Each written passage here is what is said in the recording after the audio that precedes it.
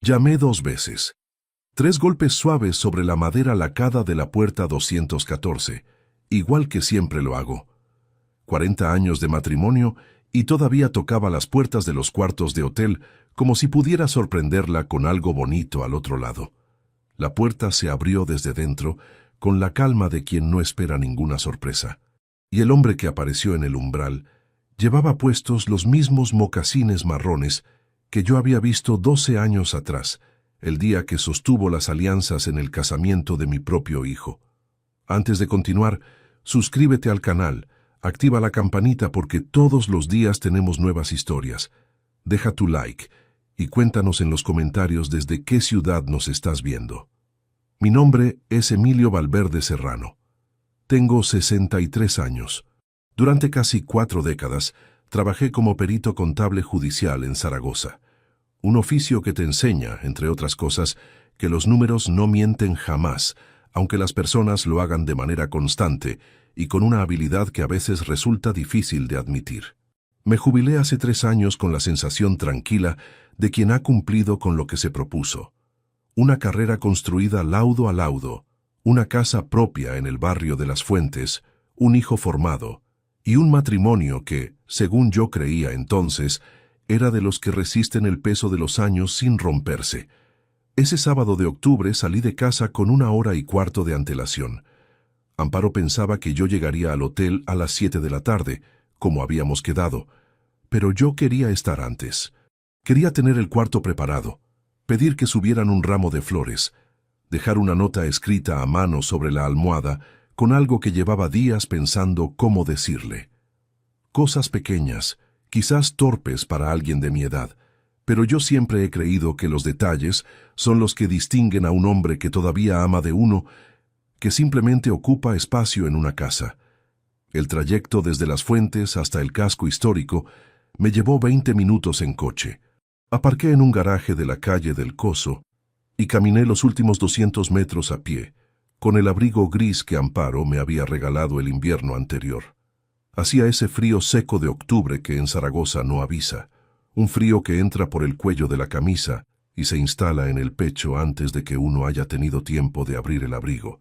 El Hotel Palacio de los Navarros era un establecimiento de 5 plantas en una calle empedrada del centro, uno de esos sitios que huelen a madera barnizada y a tiempo detenido, con arcos de piedra en el vestíbulo y una iluminación cálida que hace que todo parezca sacado de otra época. Amparo lo había elegido ella misma, con una ilusión que me pareció genuina, casi conmovedora, cuando me lo mostró en el ordenador 3 meses antes. Quiero algo especial, Emilio. 40 años no se celebran en cualquier sitio. Yo le dije que sí a todo, como siempre. Crucé la puerta giratoria de cristal y me acerqué al mostrador de recepción. Había música de fondo, algo clásico y suave que flotaba entre las columnas sin molestar a nadie. Detrás del mostrador, un hombre de unos 42 o 43 años, traje oscuro, corbata granate, placa metálica sobre el bolsillo, Fernando Casado. Me miró cuando me acerqué al mostrador y algo cambió en su expresión antes de que yo dijera una sola palabra. No fue dramático. Fue un gesto sutil, casi imperceptible, como el de alguien que reconoce una situación complicada antes de que el protagonista de esa situación haya tenido tiempo de verla. «Buenas tardes», dije, sacando la confirmación de la reserva del bolsillo interior de la chaqueta. «Tengo una reserva para esta noche. Valverde, Emilio Valverde Serrano». Fernando tecleó en el ordenador con movimientos precisos. Sus dedos se detuvieron sobre el teclado. Pasaron 2 o 3 segundos. «Sí, señor Valverde», dijo al fin, y su voz había bajado un tono entero respecto a la que había usado para recibirme. «Tenemos su reserva». Hizo una pausa que duró más de lo que cualquier protocolo hotelero habría justificado. Volvió a mirarme. «Disculpe que le diga esto, y lamento la incomodidad, pero su señora ya estuvo aquí esta tarde». Me quedé quieto frente al mostrador. «¿Cómo dice?» Fernando sostuvo mi mirada. «Su señora estuvo aquí hace aproximadamente 2 horas. Realizó el check-in anticipado». Otra pausa. «No vino sola, señor Valverde». El vestíbulo seguía teniendo su música suave. Seguía oliendo a madera barnizada. Un matrimonio con maletas cruzó detrás de mí hacia el ascensor, hablando en voz baja de algo completamente ajeno a todo esto. Las palabras de Fernando permanecían en el aire frente a mí, como si pertenecieran a una conversación que yo había escuchado por error, como si alguien las hubiera dicho en una habitación contigua y hubieran llegado hasta aquí a través de una pared delgada. Me costó un momento entender que me las estaba diciendo a mí. ¿Puede mostrarme las grabaciones de las cámaras?, pregunté. Mi voz sonó más calmada de lo que yo mismo esperaba. Fernando negó con la cabeza con una incomodidad visible, casi física. No puedo hacer eso, señor. Las imágenes del circuito interno no se pueden facilitar sin orden judicial. Es política del establecimiento. Me miró un segundo. Luego bajó la vista al mostrador y añadió en un tono que era casi un susurro.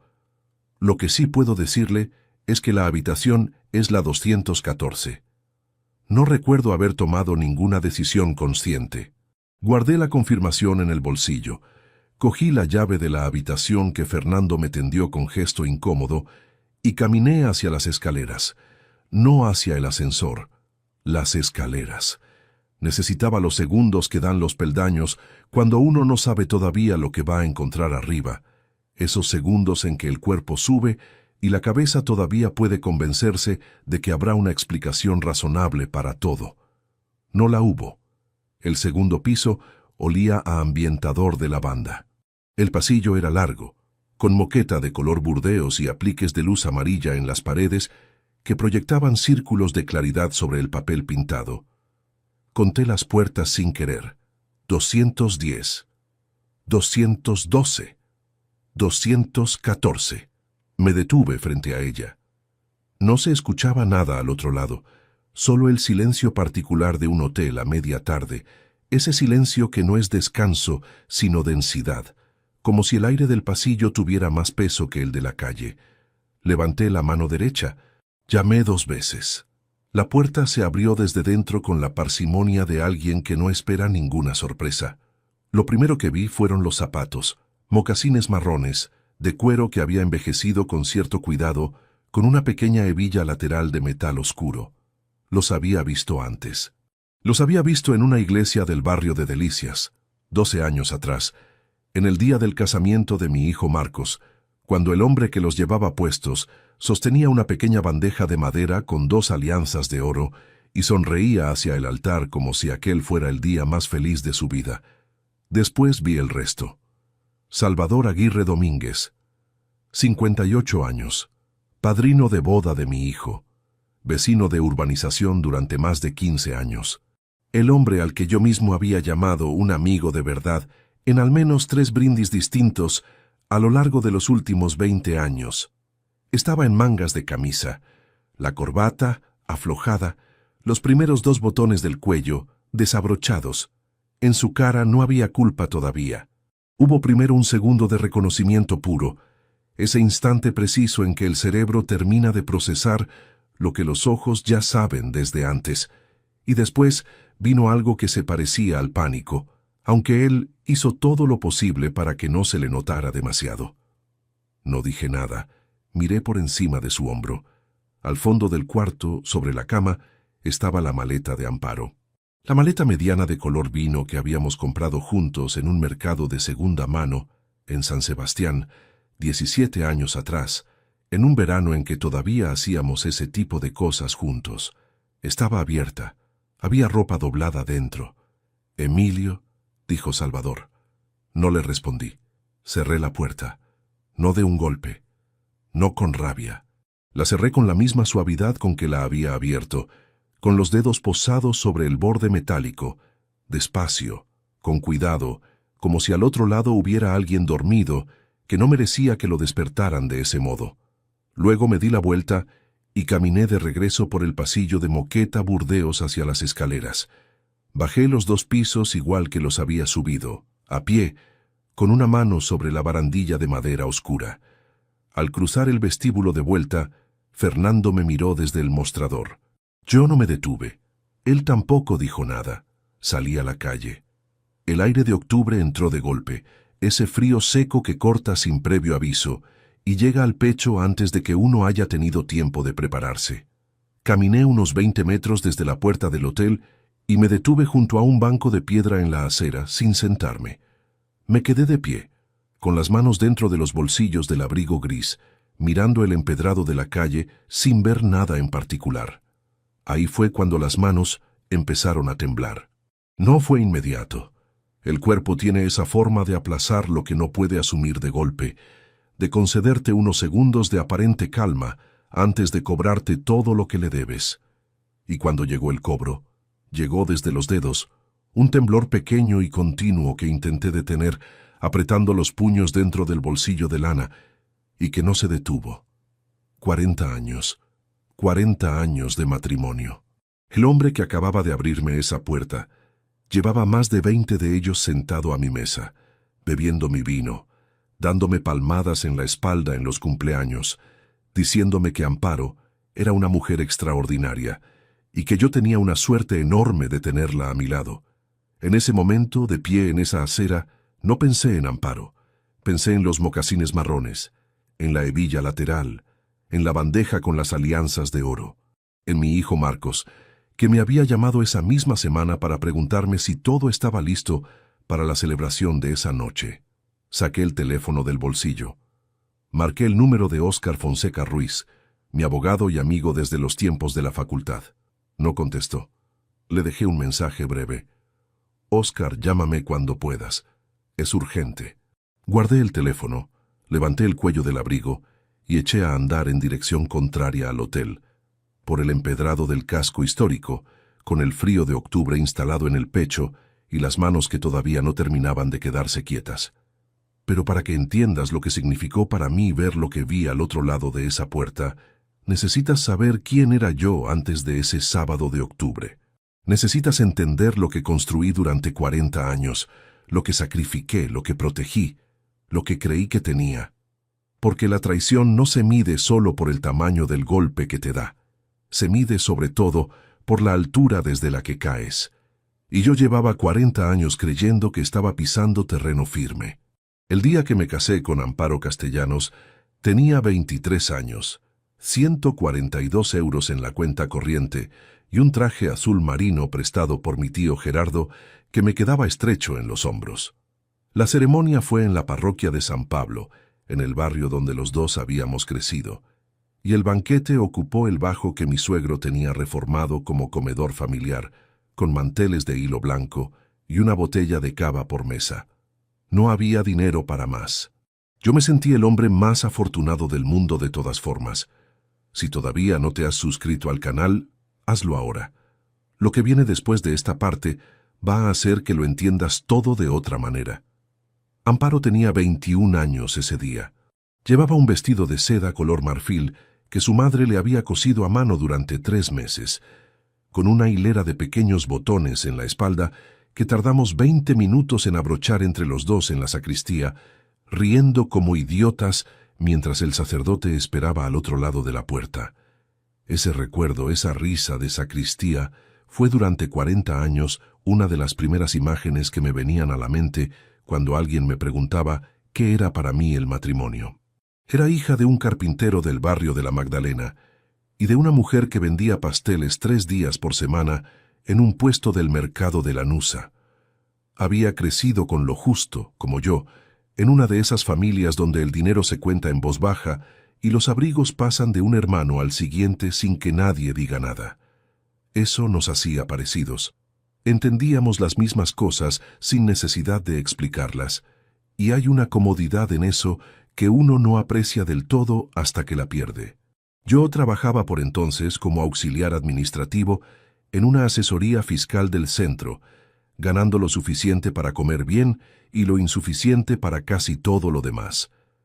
Pero llevaba ya 2 años estudiando por las noches para el examen de perito contable judicial, sentado en la mesa de la cocina del piso de 48 metros que habíamos alquilado en la calle Contamina, con los apuntes extendidos bajo el flexo, mientras Amparo dormía en el cuarto con la puerta entornada.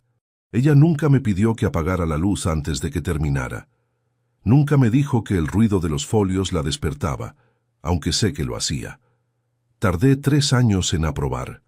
3 convocatorias, 3 veranos de renuncias, 3 diciembres con la misma pregunta sin responder. La noche que salieron los resultados y vi mi nombre en la lista, fui al dormitorio pasadas las 11, encendí la luz sin avisar y se lo dije. Amparo se incorporó con el pelo revuelto y los ojos entrecerrados, y cuando terminó de entender lo que yo estaba diciéndole, se rió y me abrazó de esa manera que tienen las personas que se alegran de verdad cuando a ti te va bien. No por lo que les toca a ellas, por ti. Eso era Amparo en aquellos años. Empecé a ejercer como perito a los 27, con un despacho compartido en la calle Alfonso y una cartera de clientes que cabía en una agenda de bolsillo.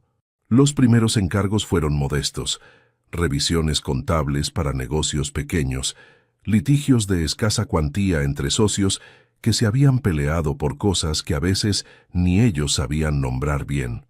Pero yo hacía cada laudo como si fuera el más importante que hubiera redactado en mi vida, porque en aquella etapa lo eran todos, y cada uno era una oportunidad de que alguien me llamara de nuevo o me recomendara a otro.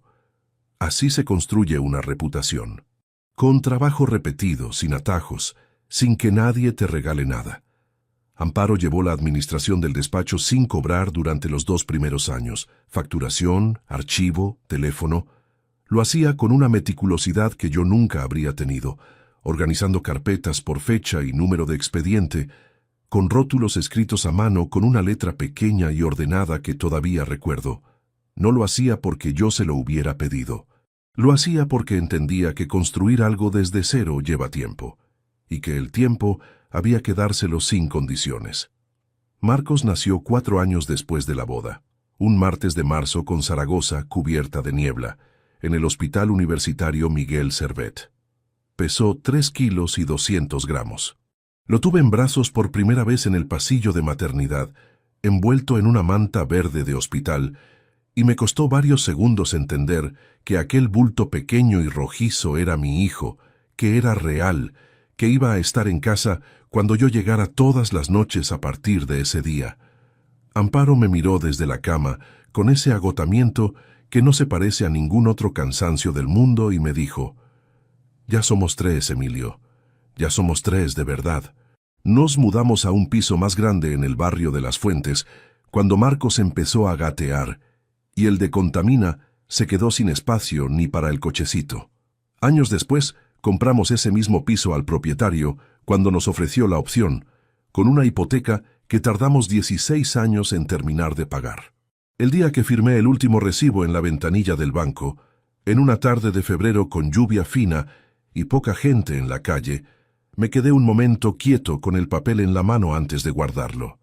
Era el mismo papel de siempre, con el mismo formato de siempre, pero ese día pesaba diferente. Marcos creció en aquel piso, aprendió a leer en la mesa del comedor, hizo los deberes de la secundaria en la habitación que daba al patio, salió a su primera fiesta desde ese portal. Era un niño callado, más de escuchar que de hablar, con una inteligencia práctica que se manifestaba en cosas concretas. Nunca perdía nada, siempre sabía dónde había dejado cada objeto. Llevaba una pequeña libreta donde anotaba cosas que quería recordar. Me gustaba eso, me recordaba a mí mismo a su edad, y los padres somos muy susceptibles a reconocernos en los hijos, aunque a veces lo que reconocemos no sea exactamente lo que creemos. Fue a través de Marcos como Salvador Aguirre entró de manera definitiva en nuestra vida. Su hijo coincidió con el mío en el mismo curso del Colegio Sagrada Familia, y nos lo presentaron en una reunión de padres cuando Marcos tenía 9 años. Salvador era un hombre de complexión fuerte, risa fácil, y una manera de ocupar los espacios que hacía que las conversaciones a su alrededor nunca se volvieran incómodas. Trabajaba como representante comercial en una empresa de materiales de construcción, y vivía en una urbanización del extrarradio con su mujer, Pilar, y sus 2 hijos. Desde el primer encuentro, la conversación con él fluyó sin esfuerzo, sin esa tirantez de los primeros conocidos que dura demasiado. Con los años, la amistad fue tomando consistencia de forma natural. Venía a cenar 2 o 3 veces al año. Le gustaba el vino riojano y discutir de fútbol sin ponerse demasiado serio. Cuando su hijo y Marcos tomaron caminos distintos al acabar la secundaria, Salvador y yo seguimos viéndonos. Y cuando Marcos anunció que iba a casarse con Nuria, una chica de Huesca que había conocido estudiando administración de empresas, fue el propio Marcos quien le pidió a Salvador que fuera el padrino de boda. Yo lo celebré. Me pareció natural que así fuera. Nunca tuve razón para verlo de otra manera. Tengo una costumbre que llevo conmigo desde los primeros años de carrera, y que a estas alturas ya no distingo como hábito, sino como carácter. Nunca llego tarde a ningún sitio. Llegué antes a la primera vista pericial importante de mi vida, porque el tren de aquella mañana se retrasó 20 minutos y yo ya estaba en el andén con 45 de antelación. Llegué antes al hospital cuando Amparo rompió aguas, tanto antes que el médico de guardia me preguntó si había venido desde otra ciudad. Lo llevo en el cuerpo de una manera que no requiere esfuerzo. Sencillamente llegó antes, siempre, a todo. Me jubilé hace 3 años, en septiembre, después de 34 años como perito contable judicial. La despedida fue discreta, como yo había pedido.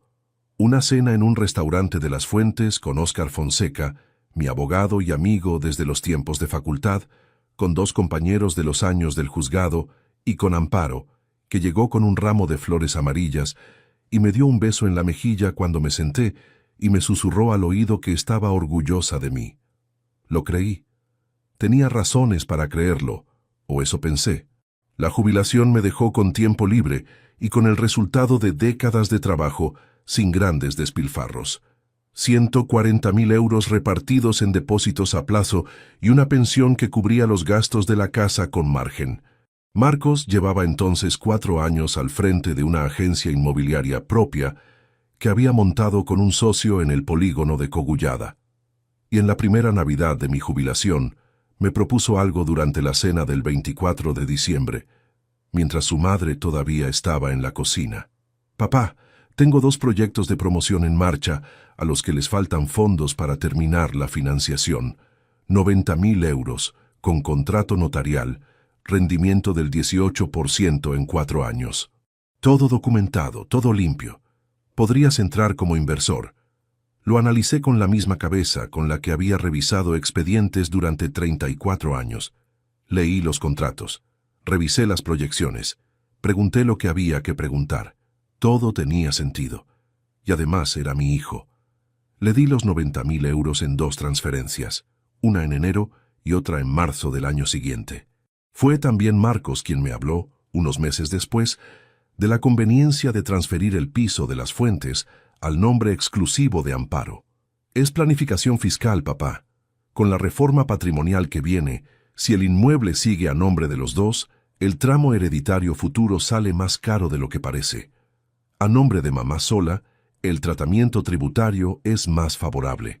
Me lo explicó con calma, con esa paciencia meticulosa que yo siempre le había atribuido a su inteligencia práctica, la misma que de pequeño usaba para no perder nunca nada. Lo consulté con Óscar en una conversación informal, sin darle demasiada importancia.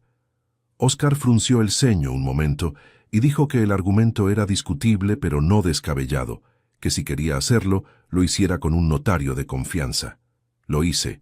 Firmé la transferencia del piso a nombre de Amparo en una notaría de la Gran Vía, un miércoles a mediodía de otoño, convencido de que era un trámite sensato para proteger a mi mujer.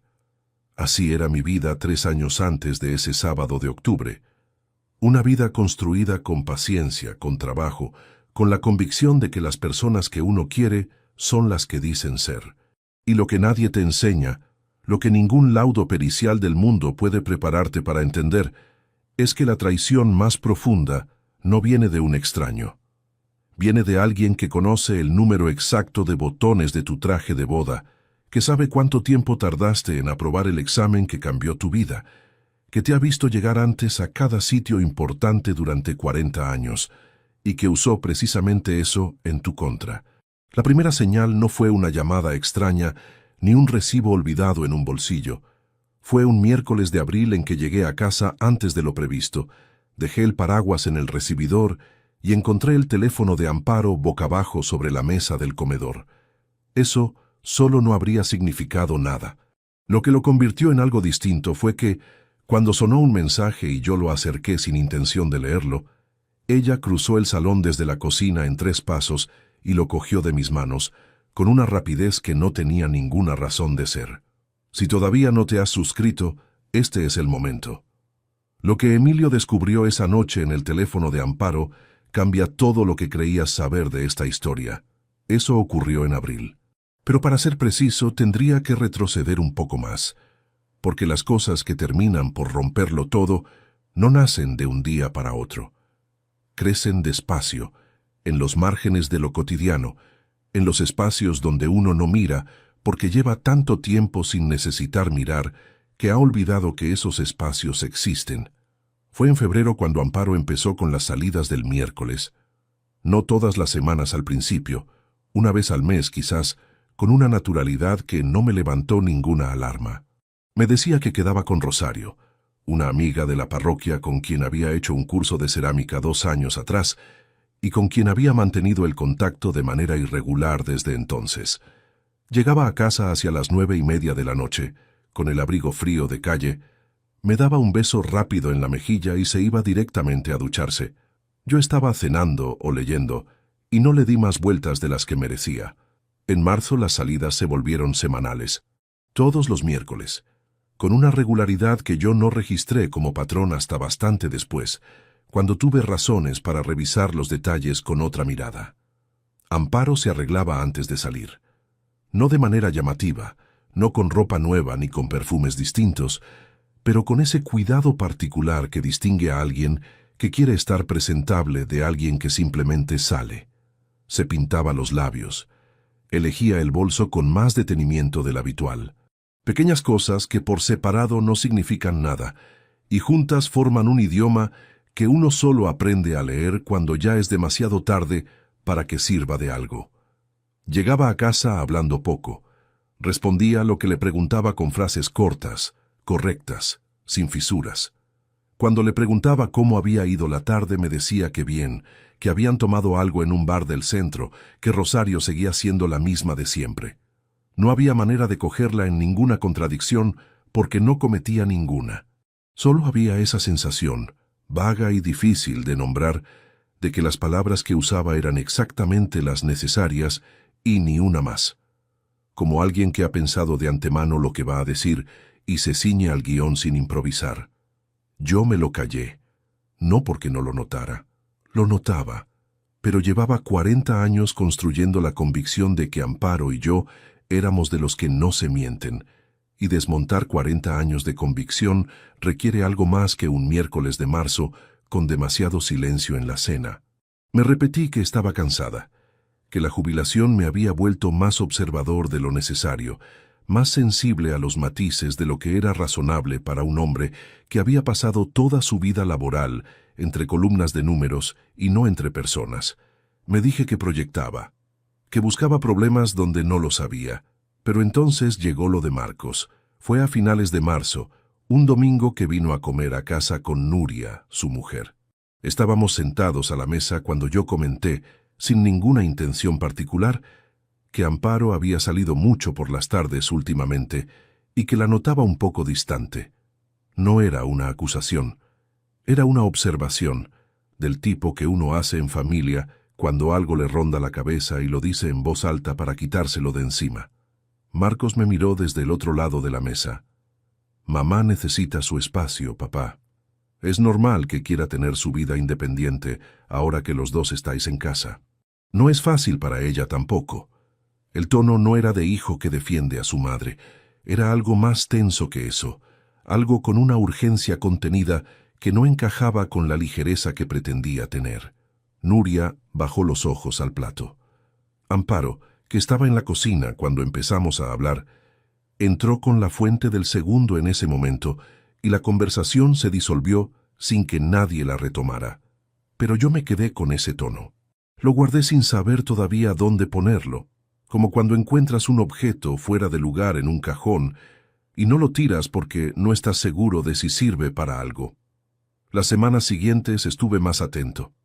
No de manera sistemática, no con ningún método, Solo con esa atención lateral que uno desarrolla después de décadas leyendo expedientes, esa capacidad de registrar detalles sin que parezca que los estás registrando, Amparo seguía con sus miércoles. Seguía llegando justa, duchándose enseguida, hablando lo preciso. El teléfono lo llevaba encima con más constancia que antes, cosa que en principio atribuí al simple hábito de la gente que ha llegado tarde a la tecnología y luego no puede soltarla. Fue en la segunda semana de abril cuando ocurrió lo del miércoles con el paraguas. Había salido por la mañana con la intención de hacer unas gestiones en el centro y comer fuera, pero la reunión que tenía con un antiguo colega del juzgado se canceló a última hora y volví a casa pasadas las 6, antes de lo esperado, con el paraguas mojado y los zapatos húmedos. La puerta del piso estaba cerrada. Amparo no estaba, que era lo normal para un miércoles a esa hora. Entré, dejé el abrigo, puse el hervidor para el café y me senté en el sillón del salón. El teléfono de Amparo estaba sobre la mesa del comedor, boca abajo. Ella nunca dejaba el teléfono en casa cuando salía. Lo llevaba siempre en el bolso, con esa preocupación de quien teme perdérselo. Verlo allí me pareció raro, pero tampoco imposible. Podría habérsele olvidado. Podría haberlo dejado a propósito si tenía la batería baja. Podría haber 1000 explicaciones. Me senté con el café. Estuve leyendo durante un rato. Pasada una hora, el teléfono vibró sobre la mesa con la vibración corta de un mensaje entrante. Yo no lo miré. Siguió boca abajo. Seguí leyendo. 5 minutos después, vibró de nuevo. No lo toqué. Pero al tercer mensaje, con una naturalidad que ahora reconozco como el inicio de algo que ya no tenía vuelta atrás, alargué la mano y lo acerqué hacia mí sin levantarlo del todo, sin intención de leerlo, solo con ese gesto mecánico de quien quiere ver si la pantalla da alguna indicación, sin necesidad de desbloquearlo. La pantalla se encendió con la notificación. Lo que vi no fue el contenido del mensaje. El teléfono estaba bloqueado y el texto aparecía truncado, como siempre. Pero vi el nombre del remitente. Sal, solo eso. 3 letras. Ningún apellido. Me quedé mirando la pantalla hasta que se apagó sola, unos cuantos segundos después, con esa oscuridad repentina que tienen los teléfonos cuando nadie los toca. Sal. Podía ser cualquier cosa. Una compañera con ese nombre. Una tienda. Un contacto del trabajo de años atrás. Podía no significar absolutamente nada. Me lo dije con convicción. Me lo repetí mientras terminaba el café. Pero el nombre Salvador Aguirre Domínguez apareció en mi cabeza sin que yo lo llamara, con esa puntualidad incómoda que tienen los pensamientos que uno preferiría no tener. Y no se fue. Amparo llegó una hora después. Dejó el bolso en la silla del recibidor, entró al salón y me vio sentado. Su mirada fue primero hacia mí y después, inmediatamente, hacia la mesa del comedor. Un movimiento de ojos de menos de un segundo. Cruzó el salón con 3 pasos rápidos y cogió el teléfono con una naturalidad que habría sido perfecta si no hubiera llegado 3 segundos demasiado deprisa. «Se me olvidó esta tarde», dijo, mirando la pantalla. «Ya lo vi», respondí. Me miró. «¿Lo cogiste?» «No». Vibró 3 veces mientras leía. No lo toqué. Asintió con una lentitud que era casi un alivio, y eso fue lo que más me pesó de ese momento. No la sospecha, sino el alivio en su cara. El alivio de quien comprueba que el terreno sigue firme bajo los pies. Guardó el teléfono en el bolsillo del pantalón y dijo que iba a preparar la cena. Y yo dije que bien, y la conversación terminó ahí, con esa facilidad terrible que tienen las conversaciones que no deberían terminar nunca. Esa noche no dormí bien. Me quedé en la oscuridad con los ojos abiertos, escuchando la respiración de Amparo a mi lado, que era lenta y profunda desde los 10 minutos de haberse acostado, y pensé en las 3 letras de la pantalla y en el paso apresurado de los 3 metros del salón a la mesa. Pensé en los miércoles, pensé en Marcos y en su tono de urgencia contenida del domingo anterior. Pensé en Salvador Aguirre y en los mocasines marrones y en las veces que los 3 habíamos estado sentados juntos en esta misma casa comiendo y hablando como personas que no tienen nada que esconderse. A las 2 de la mañana me levanté a beber agua. Pasé por delante del salón y vi la bolsa de Amparo colgada en la silla del recibidor, la misma donde la había dejado al llegar. El teléfono ya no estaba en su bolsillo. Debía de haberlo metido en la bolsa antes de acostarse. Me fui de vuelta a la cama.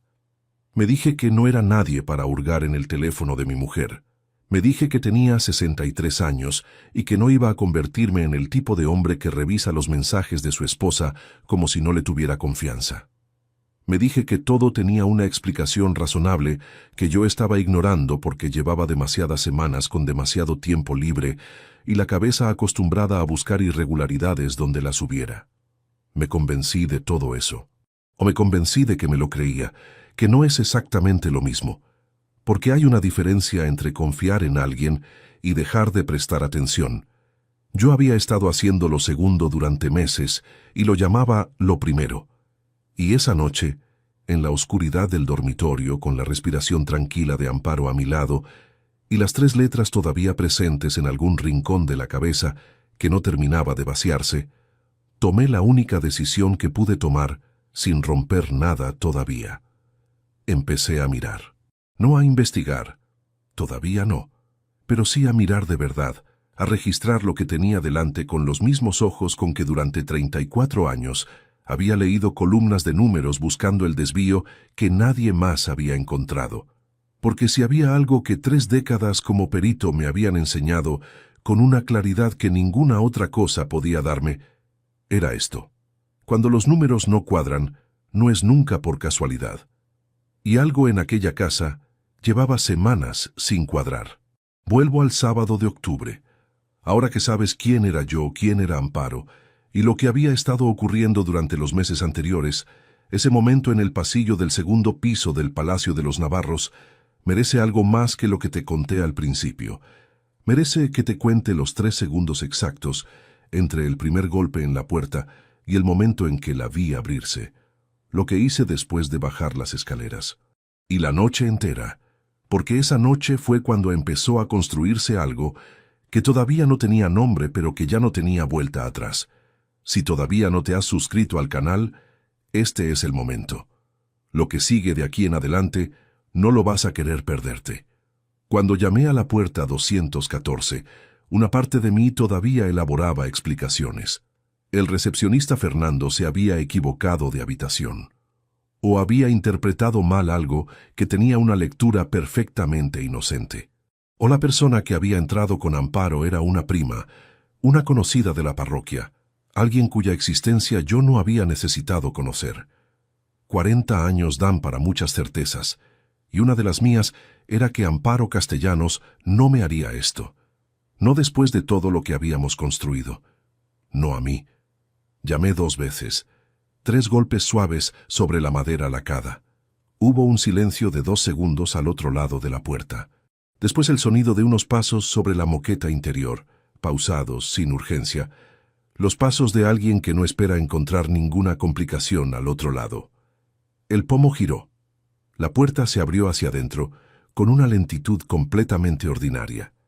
Y lo primero que entró en mi campo de visión fueron los zapatos. El cerebro tiene esa manera extraña de procesar el impacto en fragmentos, de negarse a asumir el conjunto de una vez y obligarte a ir pieza a pieza, como si la dosificación lo hiciera más soportable. Mocasines marrones. Cuero bien tratado, pero con años encima. Una hebilla lateral de metal oscuro, pequeña, discreta.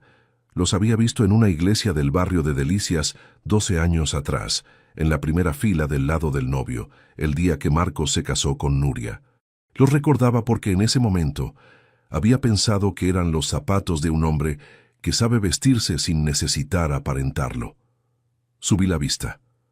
Pantalones de pinza gris marengo, cinturón de piel marrón oscuro, camisa blanca con los primeros 2 botones abiertos y la corbata aflojada, colgando con esa informalidad de quien lleva un rato sin necesitar mantener las apariencias.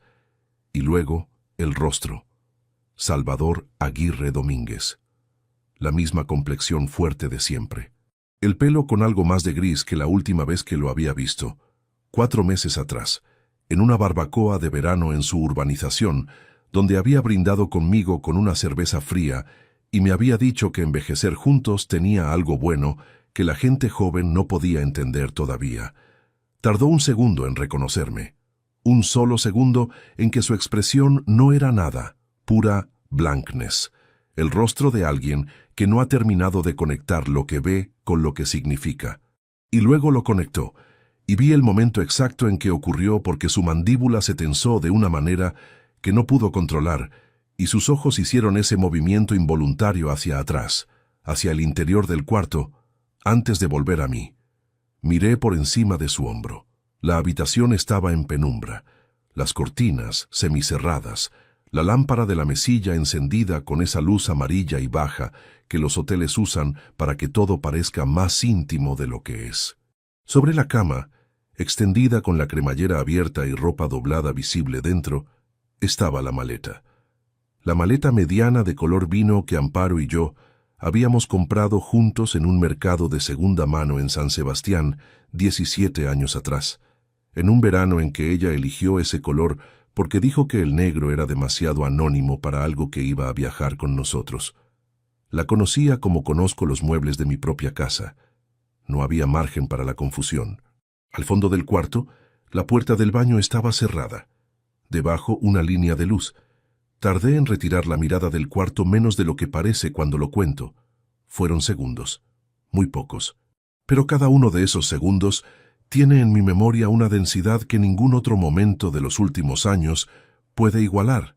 Esa cualidad que tienen los instantes en que algo se rompe de forma definitiva y uno sabe, antes incluso de que el cerebro lo haya formulado en palabras, que lo que existía hasta ese momento ya no va a existir de la misma manera. Emilio, dijo Salvador, solo eso, mi nombre, con una voz que no era de culpa todavía. Era de cálculo, de alguien que evalúa en tiempo real cuánto puede perder y cómo recortar las pérdidas. No le respondí. Puse la mano derecha sobre el borde interior de la puerta y la cerré, sin fuerza, sin ningún golpe, con el mismo cuidado con que uno cierra la puerta de una habitación donde hay alguien dormido que no merece que lo despierten. El pestillo encajó con un clic pequeño y limpio que en el silencio del pasillo sonó más definitivo que cualquier portazo del mundo. Di media vuelta y caminé por la moqueta Burdeos hacia las escaleras con la misma cadencia con que había subido. Ni más rápido, ni más despacio. Todo en ese hotel seguía exactamente igual que 10 minutos antes, con esa indiferencia desconcertante que tienen los espacios físicos ante lo que les ocurre a las personas dentro de ellos. Bajé los 2 pisos. Crucé el vestíbulo sin detenerme, aunque noté con el rabillo del ojo que Fernando levantaba la vista cuando pasé. Empujé la puerta giratoria de cristal y salí a la calle. El frío de octubre entró de golpe. Me alejé 20 metros de la entrada y me detuve junto a un banco de piedra sin sentarme, con las manos metidas en los bolsillos del abrigo, mirando el empedrado de la calle sin ver nada en particular. Fue entonces cuando las manos empezaron a temblar. No pude detenerlas. Apreté los puños hasta que los nudillos me dolieron, y el temblor continuó de todas formas. Ese tipo de temblor que no viene del frío, sino de más adentro, de un lugar donde el cuerpo guarda lo que la cabeza no ha terminado de procesar y lo libera por el único canal que tiene disponible. Saqué el teléfono, marqué a Óscar Fonseca, no contestó, dejé el mensaje breve y guardé el teléfono de vuelta en el bolsillo. Durante los 20 minutos siguientes, caminé sin dirección concreta por las calles del casco histórico, con el abrigo cerrado y los ojos en el suelo. No pensé en nada ordenado. Pensé en fragmentos sueltos, los mocasines, la corbata floja, la maleta de color vino con la cremallera abierta, la línea de luz bajo la puerta del baño. Pensé en cuántas veces había estado ese hombre sentado a mi mesa, en cuántas veces había brindado con él, en la cara que había puesto cuando sostuvo las alianzas en el casamiento de mi hijo, esa sonrisa hacia el altar que yo había leído durante 12 años como la sonrisa de un hombre sin doblez. A las 7:20 entré en un bar de la calle Manifestación y pedí un café que no bebí. Estuve 10 minutos con las manos alrededor de la taza, dejando que el calor me llegara a los dedos, mirando la superficie oscura del líquido. Entonces tomé la decisión. No iba a volver al 214. No iba a llamar a Amparo para decirle lo que sabía. No iba a confrontar a nadie esa noche. No porque no pudiera, no porque el dolor no fuera bastante para sostener esa conversación, sino porque 34 años como perito me habían enseñado algo que en ese momento valía más que cualquier cosa que yo pudiera decir en caliente. Nunca presentas un caso hasta que tienes la documentación completa. Nunca. Ni una sola vez en toda mi carrera lo había hecho. Y ese hábito, esa disciplina construida laudo a laudo sin excepción, fue la única cosa que esa noche se mantuvo en pie cuando todo lo demás se había caído. Lo que había visto en ese cuarto era suficiente para saber que algo llevaba tiempo ocurriendo. No era suficiente para saber cuánto tiempo, ni con qué consecuencias, ni con qué complicidades. Necesitaba saber todo eso antes de moverme. Pagué el café sin beberlo y llamé a Amparo desde la calle.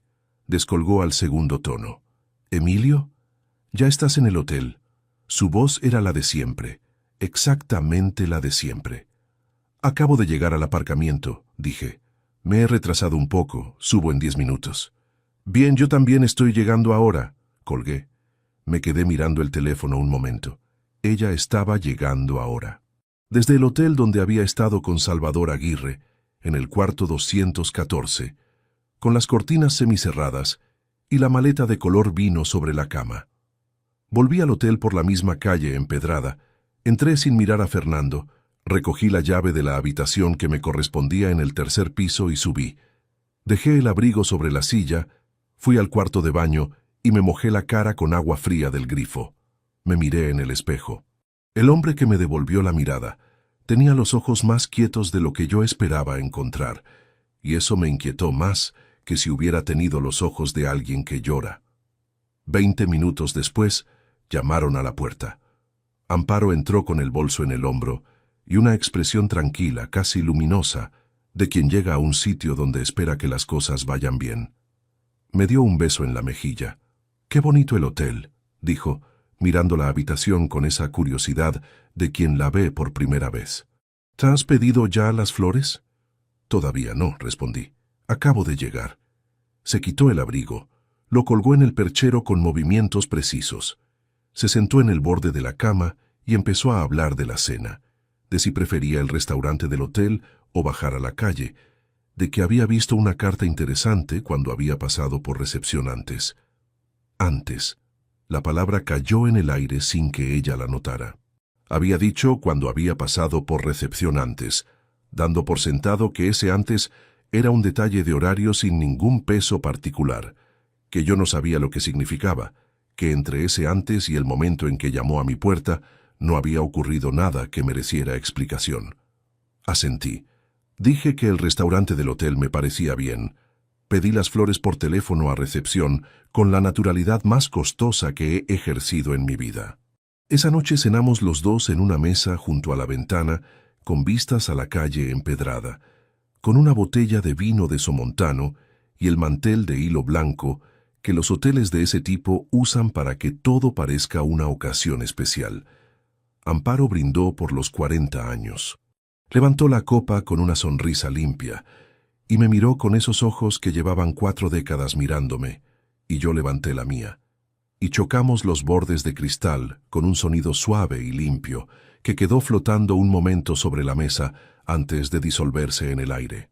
Esa noche, en la oscuridad del cuarto, tumbado junto a Amparo que se quedó dormida con la facilidad de quien tiene la conciencia tranquila o la de quien lleva tiempo aprendiendo a dormirse sin importar lo que carga, me quedé mirando el techo con los ojos abiertos y entendí algo que no había terminado de entender del todo hasta ese momento. Lo que había visto en ese cuarto no era el comienzo de nada. Era el final de algo que había empezado mucho antes de ese sábado de octubre, en algún punto que yo todavía no era capaz de ubicar, con una extensión y unas ramificaciones que no conocía. Y eso, más que los mocasines, más que la maleta de color vino, más que la línea de luz bajo la puerta del baño, fue lo que esa noche no me dejó cerrar los ojos. El lunes siguiente al aniversario, abrí el ordenador a las 8 de la mañana. Descargué los extractos bancarios de los últimos 14 meses y encontré lo que un hombre sin 34 años de peritaje contable no habría sabido ver. 53 transferencias de entre 600 y 900 euros cada una, realizadas siempre en miércoles, siempre desde la cuenta corriente conjunta hacia una cuenta de destino que no reconocí de inmediato. Cuando sumé el total, el número que apareció en el papel fue 38.420 euros. Y entonces llamé a Óscar Fonseca. Si todavía no te has suscrito al canal, hazlo ahora. Lo que Óscar descubrió 2 semanas después cambió el peso de todo lo anterior. Óscar Fonseca Ruiz tiene 65 años, una calva que lleva con la tranquilidad de quien dejó de pelear contra lo inevitable hace mucho tiempo, y una manera de escuchar que aprendí a valorar desde los tiempos de la facultad, cuando los dos éramos estudiantes que llegaban tarde a las mismas clases por razones distintas. Lleva 38 años ejerciendo como abogado en Zaragoza, especializado en derecho civil y patrimonial, con un despacho en la calle Coso que huele a papel viejo y a café recalentado. Es el tipo de hombre al que uno llama cuando las cosas se complican de verdad, no porque sea el más brillante del colegio de abogados, sino porque cuando le dices algo, te escucha hasta el final sin interrumpirte, y cuando terminas de hablar, te dice exactamente lo que piensa, aunque no sea lo que quieres oír. Le conté todo por teléfono ese lunes a las 9 de la mañana. Él escuchó sin decir nada durante varios minutos. Cuando terminé, hubo una pausa. Luego dijo: «Necesito que vengas al despacho esta tarde con los extractos. Todo lo que tengas». Llegué a las 5 con una carpeta ordenada por fechas. En la mesa de Óscar extendí los extractos de los últimos 14 meses. Los señalé con un rotulador rojo las 53 transferencias y le expliqué el patrón con la misma metodología que habría usado en cualquier informe pericial. Miércoles como día recurrente, importes variables pero dentro de un rango constante, cuenta de destino sin identificación de titular visible en el extracto básico. Óscar estudió los papeles durante un tiempo largo, con los lentes puestos y el ceño fruncido. Pasó las hojas una a una sin prisa. Luego levantó la vista. «La cuenta de destino. ¿La has identificado?» «Todavía no. Necesito acceso al titular, y eso requiere una consulta que no puedo hacer por mi cuenta sin levantar la operación. Yo puedo hacer esa consulta». Cogió el teléfono y marcó un número. Habló en voz baja con alguien durante 3 minutos. Colgó. «Mañana a mediodía tengo el titular». Al día siguiente, a las 12:15, Óscar me llamó. La cuenta de destino estaba a nombre de Amparo Castellanos de Valverde. Era una cuenta que yo no sabía que existía, en una entidad bancaria distinta a la nuestra, abierta 22 meses atrás, 4 meses antes de que empezaran las transferencias. Me quedé en silencio en el otro extremo del teléfono. «Emilio», dijo Óscar, «sigo aquí. Esto tiene una lectura muy concreta desde el punto de vista patrimonial. Alguien estaba construyendo una posición financiera independiente. Liquidez propia, fuera del alcance visible del matrimonio. Acumulada de manera sistemática y sin ningún movimiento que generara alarma en el extracto mensual, porque cada importe individual era lo bastante pequeño para no destacar. Eso lo sabía. Lo había visto en expedientes de divorcio contencioso durante años. La técnica no era nueva. Lo que sí era nuevo era que la estaba leyendo en mis propios extractos. «Hay algo más», continuó Óscar. «Sobre el piso. Me tomé la libertad de revisar la escritura de la transferencia que firmaste hace 2 años.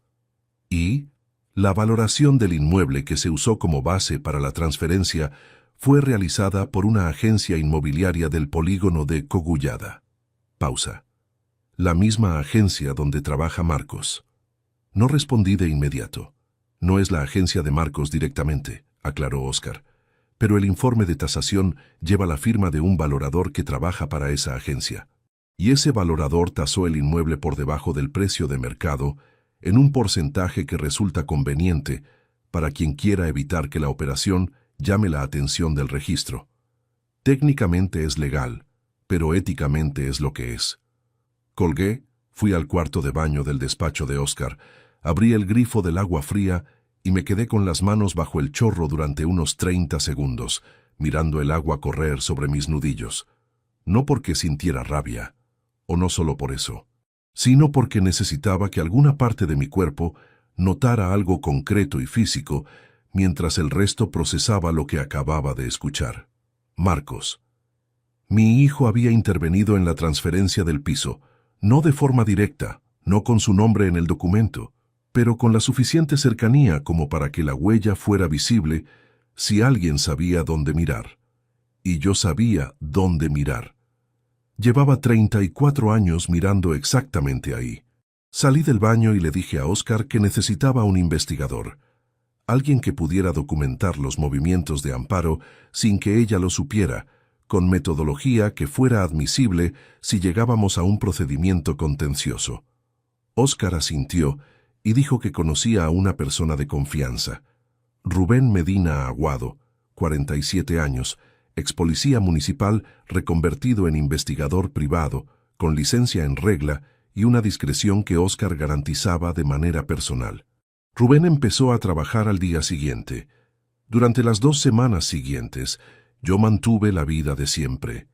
Me levantaba a la misma hora, desayunaba con Amparo, leía el periódico en el sillón del salón, salía a caminar por las mañanas y volvía a la hora del almuerzo. Hablaba con Amparo de las cosas que siempre hablábamos: la compra, el tiempo, alguna noticia que había visto en la televisión, los proyectos vagos de vacaciones que nunca terminaban de concretarse. Cada conversación era una actuación que me costaba más de lo que cualquier esfuerzo físico me había costado en décadas. Pero la sostuve, día a día, comida a comida, sin fisuras visibles. El miércoles siguiente, Amparo salió a las 6 de la tarde como siempre.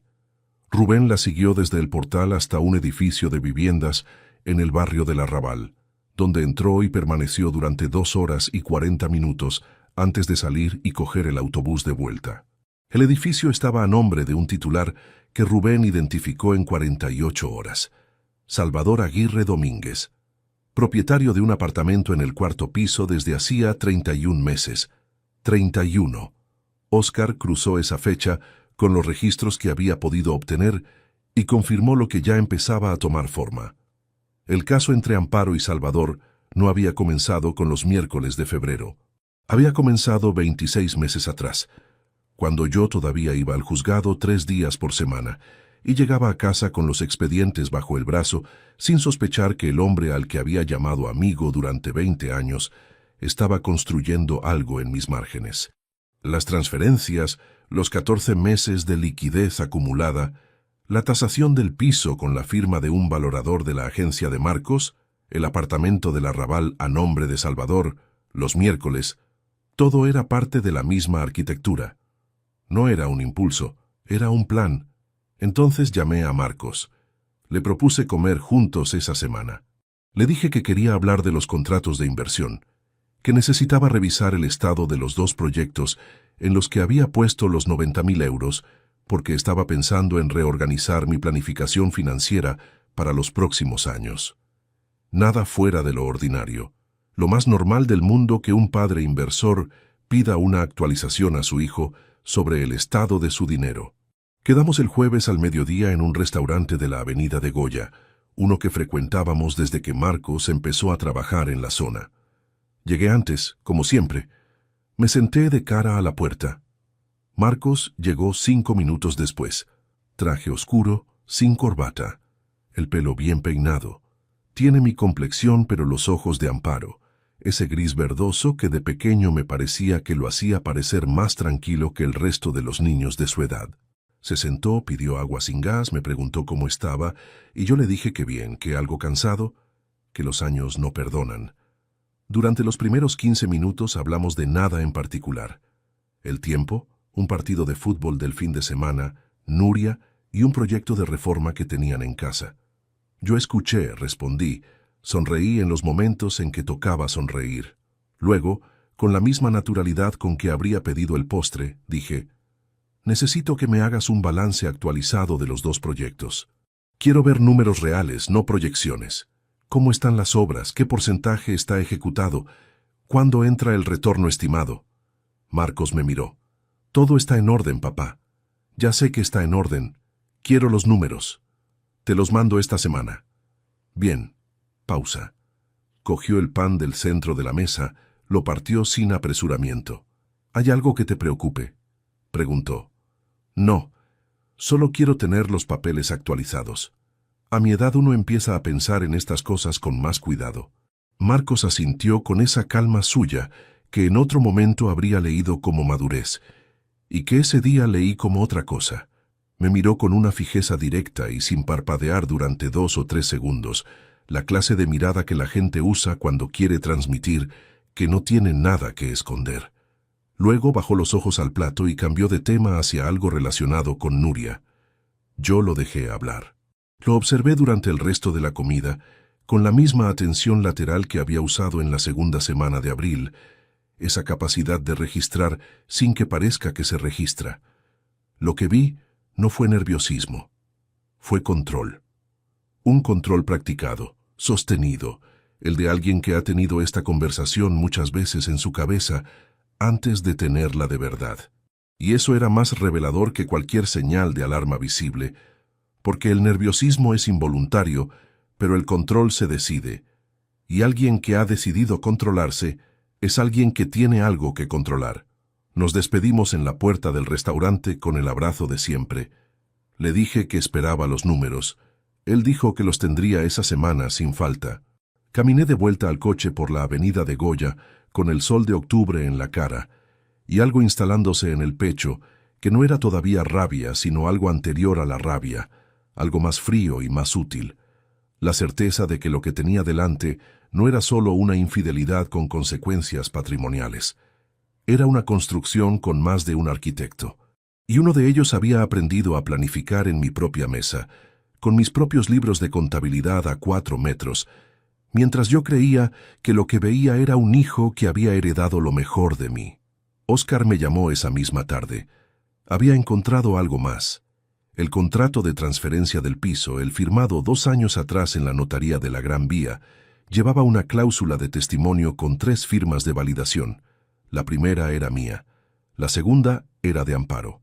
La tercera, en la línea que en ese tipo de documentos ocupa el testigo instrumental, era de Marcos Valverde Castellanos. Mi hijo había firmado como testigo de la transferencia del piso al nombre de su madre, 3 meses antes del aniversario de 40 años. Emilio, dijo Óscar desde el otro extremo del teléfono, esto ya no es solo un divorcio, esto es un plan coordinado con al menos 2 participantes activos y un tercero con pleno conocimiento. Y lo peor de todo es que todavía no sabemos cuándo pensaban ejecutarlo.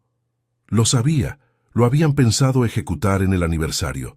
Amparo habría pedido el divorcio con el piso ya en su nombre, con 38.000 euros limpios en una cuenta que yo no conocía, con Salvador Aguirre esperando en su apartamento del Arrabal y con mi propio hijo como testigo legal de la operación que habría dejado al viejo sin el techo bajo el que había vivido 40 años. Guardé el teléfono en el bolsillo del abrigo.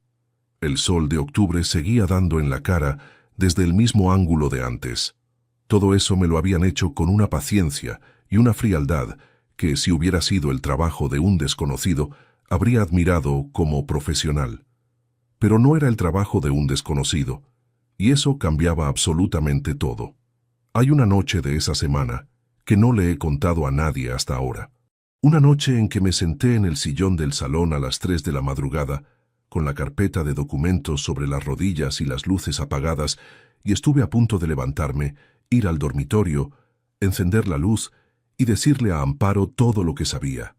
No por rabia, por agotamiento, porque cargar un secreto de esa magnitud en silencio, durmiendo cada noche a 30 centímetros de la persona que lo originó, tiene un peso físico que nadie que no lo haya vivido puede entender del todo.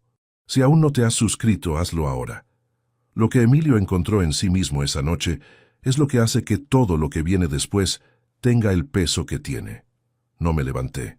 Me quedé en el sillón con la carpeta sobre las rodillas y las manos quietas encima, mirando la oscuridad del salón donde habíamos vivido 40 años, y dejé que el agotamiento pasara como pasa una tormenta corta de verano, con mucho ruido al principio y luego nada, solo el aire limpio que deja detrás y el silencio que le sigue. Pero antes de que pasara, antes de que el agotamiento se diera y yo volviera a ser el hombre que tenía un plan y la disciplina para sostenerlo, pasé por algo que no había esperado encontrar en esa noche. Recordé Salamanca. No sé por qué fue Salamanca. Podría haber sido cualquier otro recuerdo de los 40 años que teníamos, pero el que apareció sin que yo lo llamara fue ese. Un fin de semana de noviembre de hace 20 años, cuando Marcos tenía 16 y se quedó en casa de un amigo, y Amparo y yo cogimos el coche un viernes por la tarde y condujimos hasta Salamanca sin reserva de hotel ni ningún plan más concreto que alejarnos de Zaragoza 2 días. Paramos en el primer hostal decente que encontramos cerca de la plaza. Cenamos en un sitio sin pretensiones donde el vino costaba 4 euros la botella y estuvimos hasta la 1 de la madrugada hablando de cosas que no recordaban a las conversaciones que teníamos en casa, de lo que habíamos querido ser de jóvenes, de los años duros del principio, cuando el dinero no llegaba a fin de mes y ninguno de los dos lo decía en voz alta para no asustar al otro, de cómo nos imaginábamos a los 60, que entonces nos parecía una edad tan remota que daba casi risa pensarlo. Amparo había dicho esa noche algo que guardé sin saber que lo guardaba. Lo que más me gusta de ti, Emilio, es que siempre llegas antes. A todo. No sé si te das cuenta de lo que eso dice de un hombre. Me lo había dicho con una media sonrisa, con el vaso de vino barato en la mano, mirándome con esa atención completa que ella tenía cuando algo le parecía importante de verdad. Yo me había reído y le había dicho que era un defecto, que siempre acababa esperando en los sitios más incómodos del mundo. Ella había negado con la cabeza.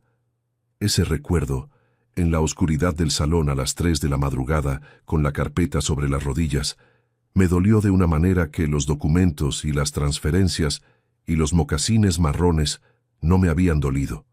Porque los documentos hablan de lo que alguien hizo. Pero ese recuerdo hablaba de lo que existió antes de que alguien lo destruyera. Y eso es una categoría de dolor completamente distinta. Debo decir algo que no le he dicho a nadie, ni siquiera a Óscar. Durante esa semana, mientras mantenía la vida de siempre y esperaba los informes de Rubén y cruzaba fechas con Óscar, hubo momentos en que me pregunté si yo había contribuido a construir el vacío que alguien más había llenado después. No como excusa para lo que habían hecho. No hay excusa para eso, pero con la honestidad que le debes a una situación cuando ya no hay nada que proteger, excepto la verdad. Trabajé demasiado. Lo sé. Hubo años en que llegaba a casa con el maletín cargado de expedientes y Amparo ya estaba durmiendo, y yo me instalaba en la mesa de la cocina hasta medianoche, porque el laudo del jueves no podía esperar. Hubo veranos que recortamos porque había un proceso importante en septiembre. Hubo conversaciones que dejé para después, para cuando terminara este encargo, para cuando pasara este periodo de más trabajo, y el después se fue acumulando hasta convertirse en una cantidad de tiempo que ya no se puede recuperar. No lo digo para ablandar nada de lo que voy a contar.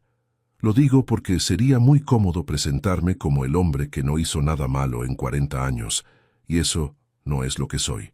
Lo que soy es un hombre que trabajó mucho, que amó a su familia de la única manera que sabía, y que a veces esa manera fue insuficiente. Pero también soy un hombre al que su mujer miró a los ojos 20 años atrás en una mesa de hostal salmantino y le dijo que llegaba antes a todo. Y ese hombre no merece que le roben el techo de su casa con la firma de su propio hijo como testigo. Eso lo tenía claro esa noche. Y fue lo que me mantuvo en el sillón en lugar de levantarme a encender la luz del dormitorio. 2 días después fui al despacho de Marcos. No había avisado. Era un martes a media mañana, uno de esos días de noviembre en que Zaragoza amanece con niebla baja sobre el Ebro y tarda hasta las 12 en aclararse. Aparqué en el polígono de Cogullada y entré en la agencia sin llamar, como padre que visita a su hijo en el trabajo, algo que había hecho otras veces sin que tuviera ningún significado particular.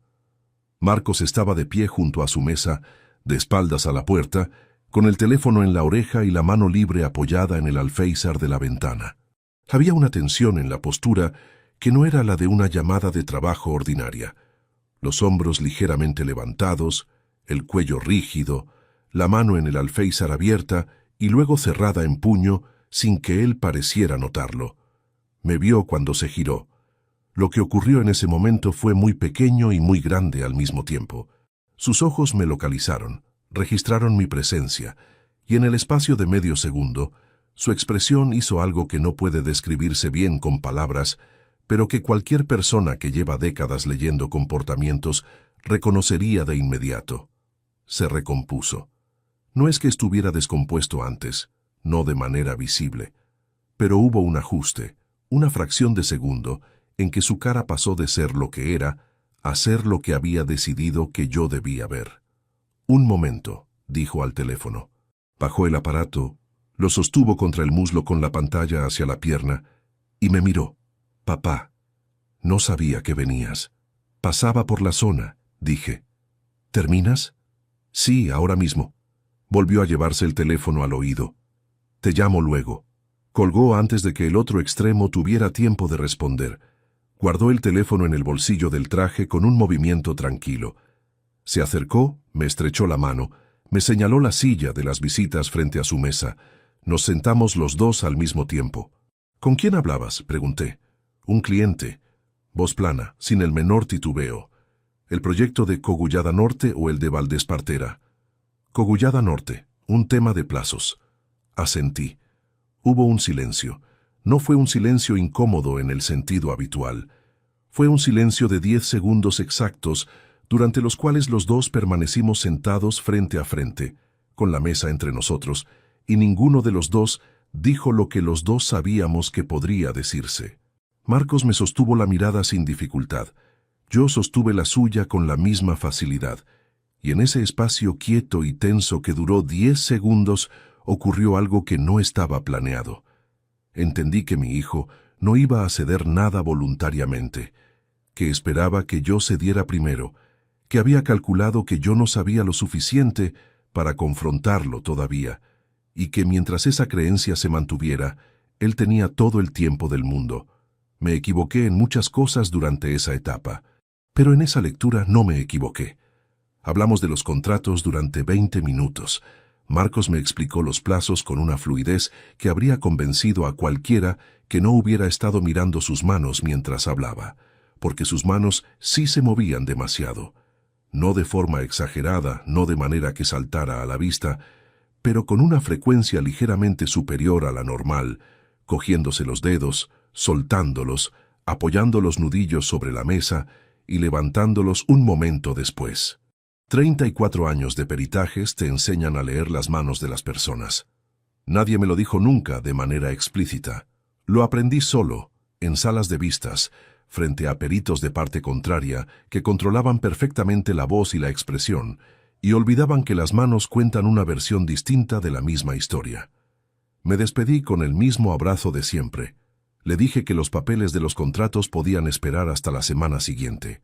Él dijo que no había problema, que me lo tenía todo listo cuando quisiera. Bajé al coche y estuve 5 minutos sin arrancar. Ese mismo martes, cuando llegué a casa al mediodía, Amparo estaba en la cocina preparando el almuerzo. El piso olía a ajo sofrito y a laurel. Ella me preguntó cómo había ido la mañana, y yo le dije que bien, que había pasado por el despacho de Marcos a ver cómo iban los proyectos. Amparo asintió con naturalidad y dijo que qué bien, que era importante mantener eso, que padre e hijo en los negocios era una suerte que no todos tenían. Lo dijo sin ninguna alteración en la voz. Lo dijo con la soltura de alguien que o no sabe que su marido estuvo esa mañana mirando las manos de su hijo mientras mentía, o lo sabe y ha decidido que da igual porque el plan está suficientemente avanzado para que nada de esto cambie nada. No supe cuál de las dos opciones era la correcta. Me lavé las manos en el fregadero mientras ella removía la sartén, y por un momento, solo un momento, estuvimos los dos juntos en esa cocina de la manera en que habíamos estado miles de veces a lo largo de 40 años, con el olor del guiso llenando el espacio y la luz de noviembre entrando por la ventana que da al patio.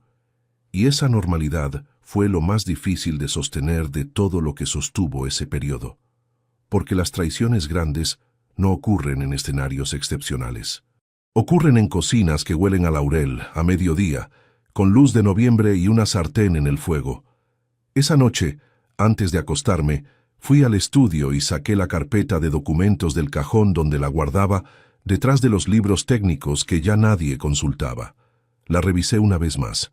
Extractos, informe de Rubén, notas de Óscar, copia de la escritura de transferencia del piso con las 3 firmas. Cerré la carpeta. La guardé de vuelta. Y tomé la decisión que había estado aplazando desde la noche del sillón. No había más tiempo para dudar, no había más espacio para el recuerdo de Salamanca, ni para las preguntas sobre lo que yo había hecho o dejado de hacer. Eso era territorio del pasado, y el pasado no necesitaba más horas de las que ya le había dado. Lo que necesitaba atención era lo que venía, y lo que venía requería que yo fuera exactamente el hombre que había llegado antes a todo durante 63 años. No por rabia, eso es lo que quiero que entiendas, sino por algo mucho más simple y mucho más sólido que la rabia. Porque 40 años de trabajo honesto y una casa comprada laudo a laudo no le pertenecen a quien los usó de trampolín. Le pertenecen a quien los construyó. Y yo los había construido. Óscar me llamó un jueves a las 6 de la tarde para decirme que Rubén había terminado el informe completo y que necesitaba que fuera al despacho esa misma noche, porque lo que tenía sobre la mesa no era algo para comentar por teléfono. Llegué a las 7 menos cuarto. Él ya había preparado café y había extendido sobre la mesa 3 carpetas ordenadas por fechas. Me senté, cogí la primera y leí durante 20 minutos sin decir nada. Cuando terminé la tercera, levanté la vista y Óscar me estaba mirando con esa expresión suya de quien ya ha procesado las malas noticias y está esperando a que el otro las alcance. Si todavía no te has suscrito al canal, hazlo ahora. Lo que hay en esas 3 carpetas es lo que convierte esta historia en lo que es. Rubén había documentado 22 encuentros en el apartamento del Arrabal a lo largo de 4 semanas de seguimiento. 22. Siempre entre semana, siempre por las tardes, con una regularidad que hablaba no de un arrebato tardío, sino de una vida paralela construida con la misma meticulosidad con que uno construye cualquier otra cosa que quiere que dure.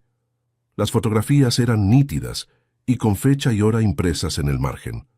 Amparo entrando al portal. Amparo saliendo 2 horas después, en ocasiones 3. En una de ellas llevaba una bolsa de tela con el logo de una tienda de alimentación del barrio, como quien hace la compra en un sitio donde ya es conocida, como quien lleva suficiente tiempo yendo a un lugar para haber encontrado la tienda de la esquina. 26 meses. Óscar lo había cruzado con los registros de llamadas que Rubén había podido obtener por métodos que prefiero no detallar aquí, y la primera comunicación documentada entre el teléfono de Amparo y el de Salvador databa de 22 meses atrás. Pero había algo más en la carpeta del medio que lo retrasaba 4 meses más. Una transferencia de 500 euros desde la cuenta nueva de Amparo hacia una cuenta que Rubén identificó como asociada a gastos del apartamento del Arrabal, realizada 26 meses atrás, en el mismo mes en que yo todavía iba al juzgado 3 días por semana con los expedientes bajo el brazo.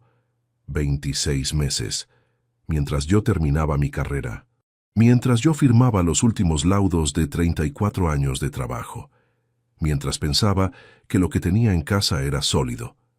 La tercera carpeta era la que Óscar había preparado él mismo con toda la documentación patrimonial.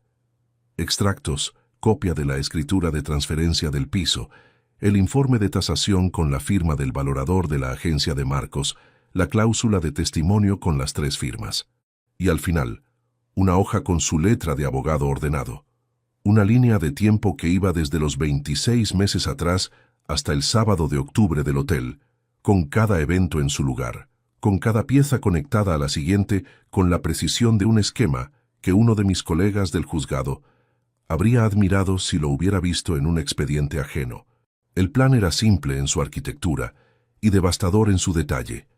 Amparo pedía el divorcio una vez que el piso estuviera consolidado a su nombre, con la liquidez de los 38.000 euros en una cuenta que yo desconocía, y con Salvador esperando en el arrabal con un apartamento que ya era territorio familiar para ella. Marcos había actuado como facilitador técnico de la operación patrimonial, sin cuya participación la tasación irregular y la transferencia del piso no habrían podido ejecutarse con esa limpieza documental. No era un cómplice pasivo que había mirado hacia otro lado, era un participante activo que había puesto sus conocimientos del sector inmobiliario al servicio de dejar a su padre sin el techo que ese padre había pagado laudo a laudo durante 16 años de hipoteca. «¿Cuándo quieres hacer el confronto?», preguntó Óscar. Lo había pensado antes de llegar. «El lunes, en tu despacho. Solo Amparo». «¿No, Salvador?». «No. A Salvador no le debo ninguna explicación. El problema que tengo es con mi mujer y con los papeles que su nombre ensucia. Salvador es irrelevante para lo que viene». Óscar asintió. «¿Y Marcos?». Me quedé un momento en silencio. A Marcos lo veo antes, el sábado por la mañana, en su despacho. «¿Quieres que vaya contigo?». «No». Esa noche llegué a casa a las 9. Amparo estaba en el salón viendo la televisión con el volumen bajo, los pies recogidos bajo el cuerpo en el sillón, una taza de manzanilla en la mesita. Me preguntó si había cenado. Le dije que había comido algo en el despacho de Óscar. Ella asintió y volvió los ojos a la pantalla. Yo me fui a la cocina. Me serví un vaso de agua. Me apoyé en la encimera y bebí despacio mirando los azulejos de la pared que habíamos elegido juntos en una ferretería del centro hace 18 años. Un azul de Talavera que a Amparo le gustaba porque decía que daba luz al espacio. El viernes preparé los documentos que llevaría el lunes. No fue un trabajo largo. Llevaba semanas con los papeles revisados y ordenados, con cada cifra verificada, con cada fecha cruzada 2 veces. Lo que hice el viernes fue seleccionar. ¿Cuáles serían los primeros que extendería sobre la mesa de Óscar? ¿En qué orden? ¿Con qué secuencia? Porque la manera en que se presenta la evidencia importa, no solo en un juzgado. En cualquier conversación donde lo que está en juego es la verdad frente a alguien que ha invertido tiempo en construir una versión alternativa. Elegí empezar por los extractos bancarios. Después la cuenta oculta. Después el informe de Rubén con las fechas de los 26 meses. Después, la escritura del piso con las 3 firmas. Ese orden tenía una lógica. El dinero primero, porque el dinero no tiene interpretaciones posibles. Los números son los números. Luego la persona. Luego la duración. Luego la complicidad. Cada capa añadida sobre la anterior, igual que en cualquier informe pericial que se precie. El sábado por la mañana me levanté a las 7. Amparo dormía. Desayuné solo en la cocina con el café y el silencio del piso temprano, que es un silencio distinto al de la noche, más limpio, sin el peso de las horas que ya han pasado. Me duché, me vestí con el traje gris que usaba para las comparecencias importantes y a las 8:15 salí de casa. Llegué al polígono de Cogullada a las 8:45. La agencia no abría hasta las 9:30, pero sabía que Marcos llegaba siempre antes, igual que yo. Lo había aprendido de mí. Eso también. Aparqué frente a la puerta de cristal y esperé en el coche con el motor apagado y el envelope de papel manila sobre el asiento del copiloto. Dentro del envelope había una hoja con 3 párrafos escritos a mano, sin encabezado afectuoso, sin insultos. 3 párrafos con la letra de quien ha decidido ser preciso, porque la precisión es lo único que queda cuando ya no hay nada más que decir. El primer párrafo informaba que esa misma tarde quedaría bloqueada la cuenta empresarial conjunta que yo había abierto como inversor en los proyectos de la agencia, con efecto inmediato desde las 17 horas del sábado. El segundo párrafo notificaba la rescisión formal de los 2 contratos de inversión en un plazo de 7 días hábiles, con devolución de los 90.000 euros en los términos que Óscar Fonseca Ruiz gestionaría en nombre mío a partir del lunes. El tercer párrafo tenía una sola frase: no hay nada más que discutir. Vi el coche de Marcos aparcar a las 9:10. Bajé del mío en ese mismo momento. Él me vio antes de llegar a la puerta. Se detuvo con las llaves en la mano. en el mismo gesto de quien no esperaba encontrar a nadie allí a esa hora y necesita un segundo para reordenar lo que tenía en la cabeza. Luego continuó caminando hacia mí con una naturalidad que le costó más de lo habitual. «Papá, ¿qué haces aquí tan temprano? He venido a darte algo». Le tendí el envelope. Lo miró. Lo cogió. «¿Qué es?» «Léelo». Abrió el envelope de pie, frente a la puerta cerrada de la agencia, con las llaves todavía en la otra mano. Desplegó la hoja. La leyó. Tardó menos de lo que esperaba, porque era un texto corto y porque Marcos ha sido siempre un lector rápido, uno de esos que procesan de un solo barrido sin necesitar volver atrás. Llegó al final. Se quedó con los ojos sobre el papel durante 2 o 3 segundos más de lo que requería el texto. Luego dobló la hoja por la mitad. La metió de nuevo en el envelope. Me lo devolvió. Yo lo cogí. Ninguno de los dos habló durante lo que calculé en unos 8 segundos. 8 segundos en una acera de un polígono industrial de Zaragoza, con el frío de noviembre asentado en el aire y una luz gris que todavía no había decidido si iba a ser un día nublado o no. Marcos abrió la boca. La cerró. Volvió a abrirla. «Papá».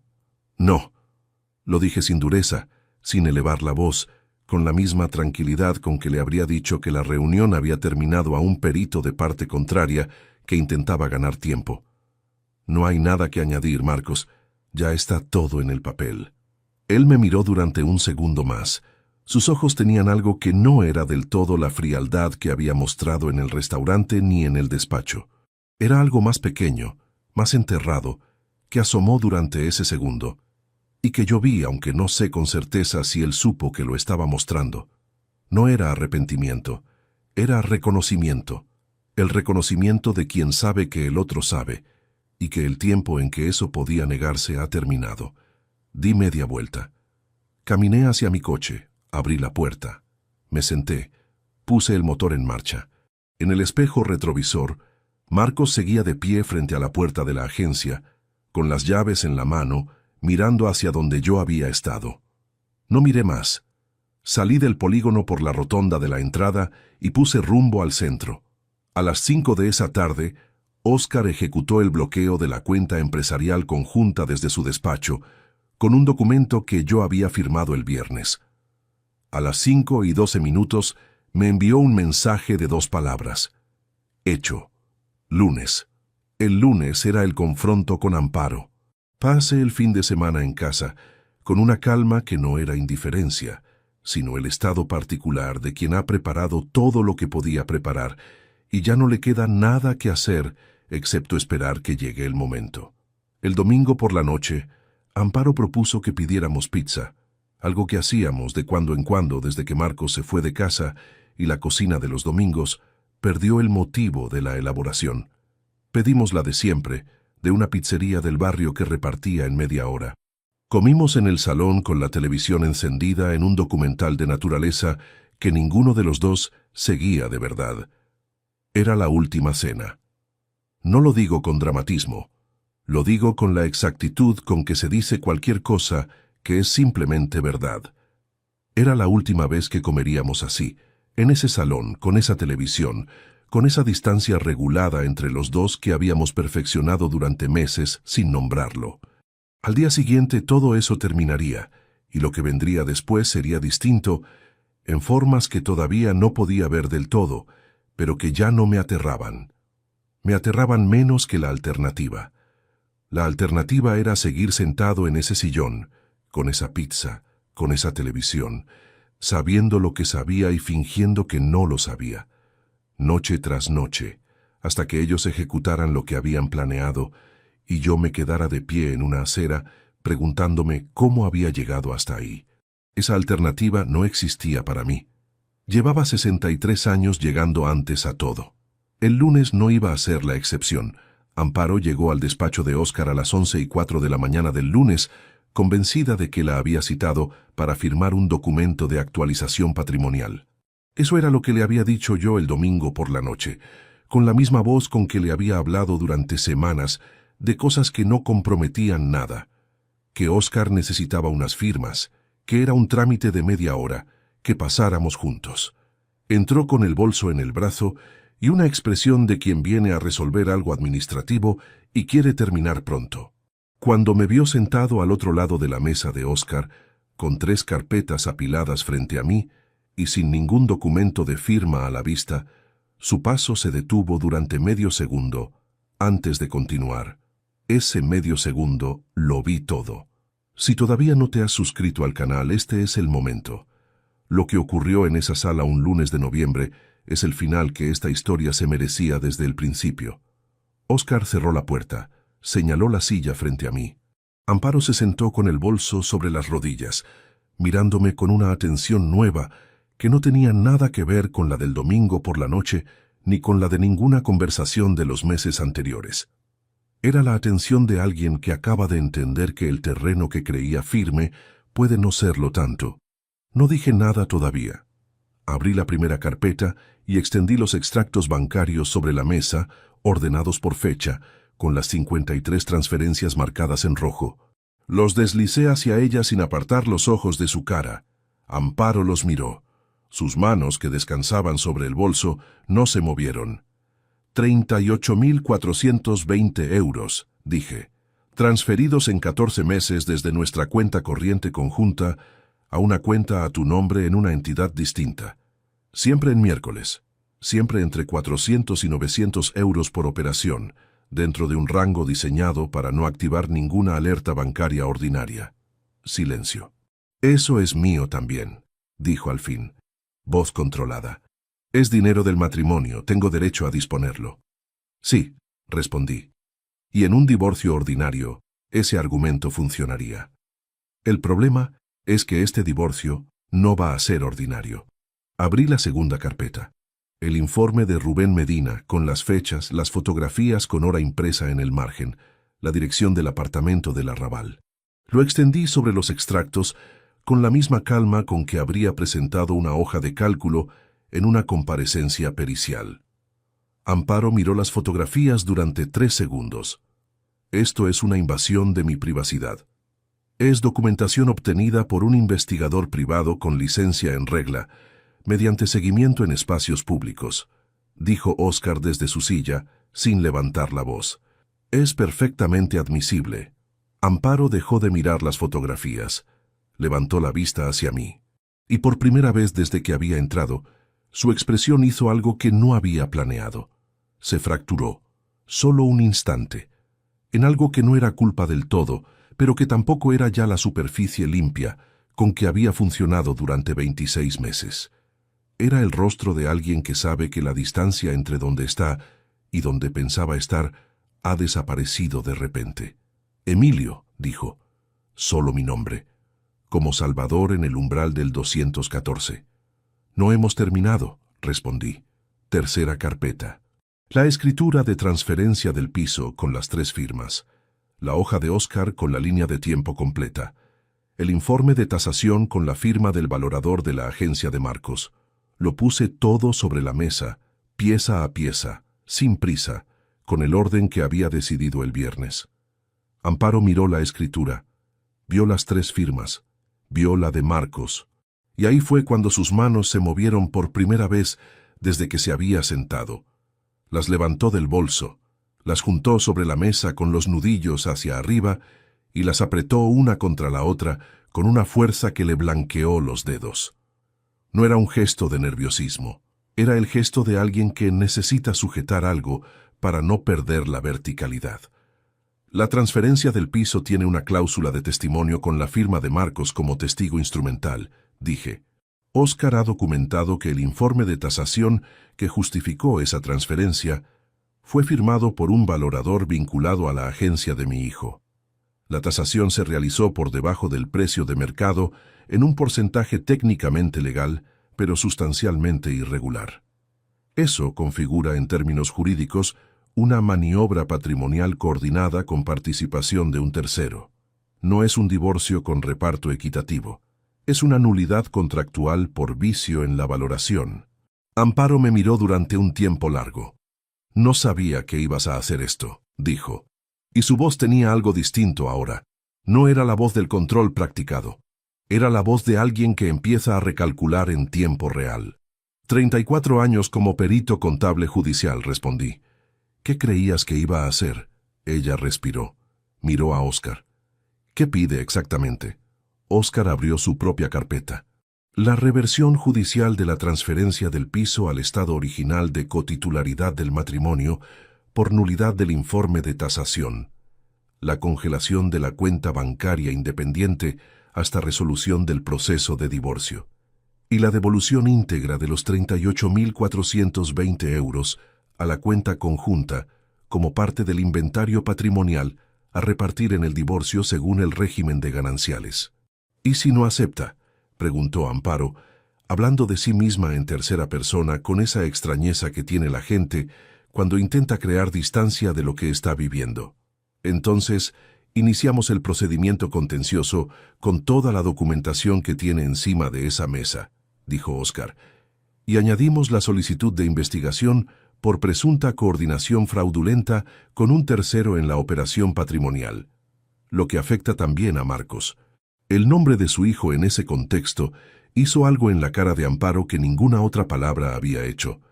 No fue dramatismo, fue una contracción pequeña alrededor de los ojos, rápida, que desapareció casi inmediatamente, pero que estuvo ahí. Supe en ese momento que ella no había calculado completamente hasta dónde llegaban las consecuencias para Marcos si las cosas se ponían contenciosas. Había calculado las suyas, no las de él. Hubo un silencio de casi un minuto. Amparo dejó de mirar los documentos, me miró a mí. ¿Cuánto tiempo llevas sabiendo todo esto? Desde el lunes siguiente al aniversario, procesó eso. ¿Y seguiste viviendo en casa como si no supieras nada? Sí. ¿Por qué? Porque necesitaba tenerlo todo antes de moverme, igual que siempre. Amparo bajó los ojos a la mesa, los mantuvo ahí durante varios segundos. Luego dijo, con una voz que había perdido ya todo el andamiaje que la había sostenido durante 26 meses. ¿Qué necesitas que firme? Oscar extendió los documentos que había preparado. Amparo los firmó uno a uno, con la pluma que Oscar le tendió, sin leerlos más de lo estrictamente necesario. Firmó la conformidad con la reversión del piso, firmó la autorización para la congelación de la cuenta, firmó el inicio del proceso de divorcio de mutuo acuerdo, bajo los términos documentados. Cada firma era un movimiento limpio, sin vacilaciones, el gesto de alguien que ha decidido que resistir no compensa lo que costaría. Cuando terminó de firmar la última hoja, dejó la pluma sobre la mesa. ¿Hay algo más?, preguntó. No, dije. Se levantó. Cogió el bolso. Caminó hasta la puerta, la abrió, y se detuvo un segundo con la mano en el marco, de espaldas a mí. No se giró, no dijo nada.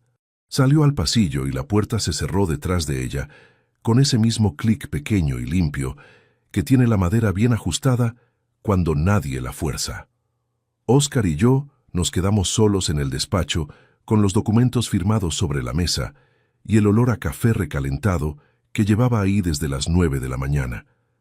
Me miró por encima de los lentes. ¿Estás bien? Sí, respondí. Y era verdad, o al menos era lo más parecido a la verdad que podía ofrecer en ese momento. La acción contra Marcos por los 90.000 euros la iniciamos esta semana, dijo. Con la documentación del valorador y la firma de testigo, tiene posición débil. Lo más probable es que llegue a un acuerdo de devolución antes de que lleguemos a juicio. Asentí. Lo que Marcos devolvería no sería solo dinero, sería el equivalente contable de lo que había elegido ser cuando tuvo la oportunidad de no serlo. Tenía 36 años, título universitario, un negocio que yo había ayudado a financiar y había decidido usar todo eso para dejar a su padre sin techo. Las consecuencias de esa decisión no las había fabricado yo, las había fabricado él, con su firma, en una notaría de la Gran Vía un miércoles a mediodía, pensando que el viejo no sabía dónde mirar. El viejo llevaba 34 años mirando exactamente ahí. Salí del despacho de Oscar pasadas las 12:30. La calle Coso tenía esa animación de mediodía entre semana, gente con abrigos que caminaba con prisa hacia algún almuerzo o de vuelta de alguna gestión. Me detuve en la acera y estuve un momento quieto, con las manos en los bolsillos del abrigo gris, dejando que el frío de noviembre hiciera su trabajo. Necesito contarte algo que no le he dicho a nadie, ni siquiera a Oscar. Esa tarde, de vuelta en el piso de las Fuentes, que ya era mío otra vez en todos los términos legales, y que sin embargo se sentía enorme y extraño, con solo una persona dentro, me senté en el sillón del salón con las luces encendidas y me permití por primera vez desde el sábado de octubre no pensar en nada útil. No en documentos, no en fechas, no en el proceso que vendría. Solo en el peso de lo que quedaba cuando se retira todo lo que se ha caído. Lo que quedaba no era amargura. Era algo más parecido al silencio que hay después de que una habitación muy ruidosa queda vacía de repente. Un silencio que al principio desorienta porque uno estaba acostumbrado al ruido, y que después, cuando los oídos se adaptan, resulta ser la única condición en que ciertas cosas pueden escucharse. 4 semanas después de la firma, reservé el cuarto 214 del Hotel Palacio de los Navarros. No sé explicar completamente por qué lo hice. Sé que no fue nostalgia. Sé que no fue el deseo de revivir nada, ni de machacarme con lo que había ocurrido en ese mismo espacio. Fue algo más parecido a la necesidad de cerrar un círculo mirándolo de frente, de ocupar el mismo lugar desde el que había empezado todo esto y ver qué aspecto tenía ahora que sabía lo que sabía. Llegué antes, como siempre. Fernando estaba detrás del mostrador. Me reconoció. No dijo nada. Solo me tendió la llave con una discreción que le agradeceré siempre. La discreción de un hombre que aquella tarde de octubre eligió hacer lo correcto cuando habría sido más fácil no hacer nada. Subí las escaleras. El pasillo tenía la misma moqueta Burdeos, los mismos apliques amarillos, el mismo olor a lavanda. Abrí la puerta del 214, entré, la cerré detrás de mí y me senté en el borde de la cama con el abrigo puesto. La habitación era exactamente igual. Las cortinas semicerradas, la lámpara de mesilla, la cama de hotel con su colcha neutra. No había ninguna maleta sobre ella. No había ninguna línea de luz bajo la puerta del baño. Solo la habitación, vacía y muda, sin más significado que el que yo le diera. Estuve sentado allí 20 minutos sin encender ninguna luz extra, con el frío del abrigo todavía en el tejido y el silencio del hotel a media tarde entrando por debajo de la puerta. Pensé en los botones del traje azul marino de mi tío Gerardo, que Amparo y yo tardamos 20 minutos en abrochar en una sacristía de San Pablo, riendo como idiotas. Pensé en la mesa de la cocina de la calle Contamina, con el flexo encendido y los apuntes extendidos mientras ella dormía con la puerta entornada. Pensé en el hospital Miguel Servet y en un bulto pequeño envuelto en una manta verde que era mi hijo. Pensé en Salamanca y en el vino barato, y en una frase que alguien dijo una noche de noviembre 20 años atrás y que yo había guardado sin saber que la guardaba. Todo eso existió. No hay documentación que lo borre, ni escritura notarial, ni firma de testigo, ni cuenta bancaria oculta. Existió con la misma solidez con que existió el trabajo de 34 años, con que existió la hipoteca de 16, con que existieron los laudos firmados uno a uno hasta construir una reputación que nadie había regalado.